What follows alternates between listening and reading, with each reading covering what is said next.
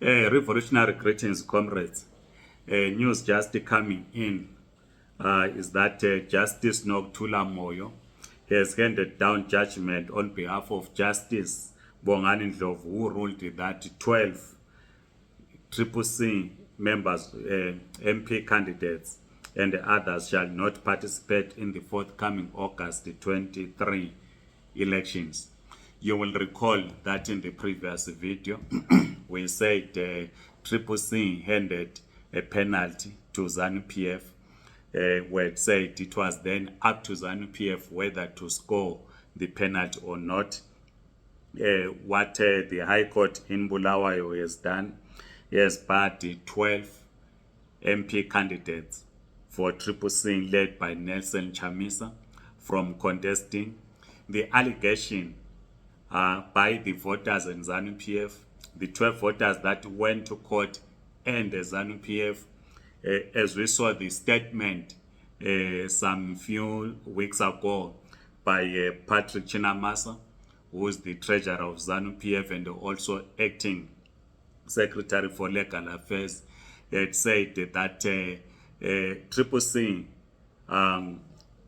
went to the court or filed their papers late, violating the electoral laws of Zimbabwe, and they were arguing that Zimbabwe Electoral Commission erred in accepting their papers.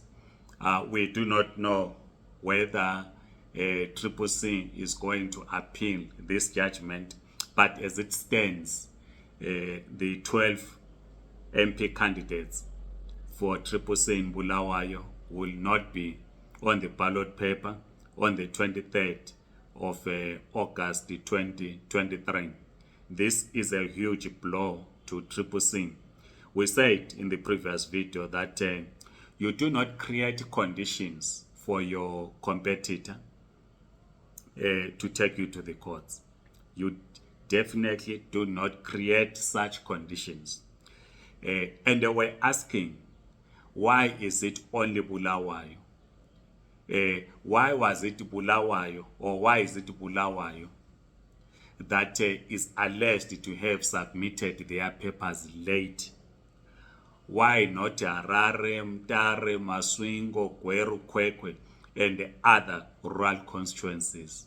Why is it Bulawayo? It's a question that CCC will have to answer, because it cannot be correct, as we argued in the previous video, that you centralize power in Harare and a few individuals decide on who becomes the member of parliament or the candidate on behalf of CCC. It is indeed a huge blow, and indeed this is a penalty. Like I'm saying, we do not know whether CCC is going to appeal this judgment, but we expect that it will appeal, but we haven't heard a statement from them. But we underline in this that you do not create conditions, because we all knew that if you wanted to be a candidate, because this is not the first time that people are contesting elections, if you want to be a candidate, the election date is proclaimed, you need to prepare all your documents in time.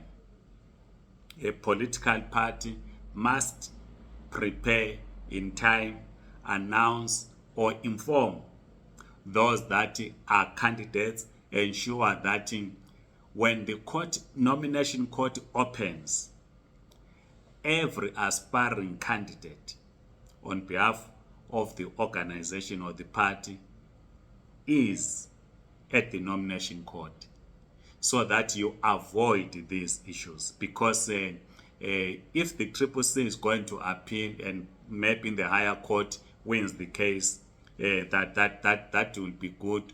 But this then it disrupts the election campaign of CCC.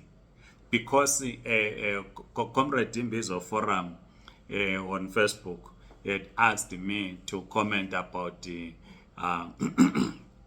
candidates that are raising funds on their own, which we will do. We will analyze that video, and we'll certainly do that. But the issue is candidates in the most cases in opposition parties, they do fund their campaigns. So candidates do set up teams for the purposes of fundraising. Now, if this judgment, as it is now, says you will not contest, it becomes difficult for well-wishers to contribute financially towards your campaign. Remember, which we'll deal in the next video, the Political Finances Act, that political parties and individuals are not allowed in terms of the law to receive foreign funding. Therefore, opposition candidates then rely on well-wishers inside Zimbabwe and the possible Zimbabweans in the diaspora to fund their campaign. So if then the High Court says you will not contest the elections, and we are at a critical stage of an election where you need now to train election monitors, you need to intensify your campaign, and then there's this judgment. Now, the difficulty is that if the candidate stops campaigning, and then the Supreme Court rules otherwise, or rules in their favor, you will have lost time to campaign. But if the candidate pours more resources into the campaign, and the Supreme Court upholds the judgment of the High Court, if there's going to be an appeal, it means that the candidate will have lost the money in the election, money that they will not recover. Because firstly, that's the nomination fee, which is non-refundable. You have lost $1,000 fine. Then you pour in more resources into the campaign. And then in the last week, the Supreme Court, if there's going to be an appeal, the Supreme Court then says it upholds the judgment of the High Court. You will have lost out in terms of resources that will have poured in, because we know that some candidates, because of the state of our economy, will have to borrow, or they are borrowing monies to pour into the campaign, hoping that they will win, and then start a process of paying back the debt that they will have created. So that's the difficulty that opposition MPs are faced with in Zimbabwe, but we'll elaborate in the next video. But for the 12 candidates in Bulawayo, it certainly disrupts the election campaign. There is now no confidence, because we are not sure whether the Supreme Court, if there's an appeal, will rule in your favor, or it will uphold the judgment of the High Court. As we said in the previous video, that the state has summoned its key organ, the judiciary, to ensure that CCC, through their mistakes, CCC does not contest in Bulawayo.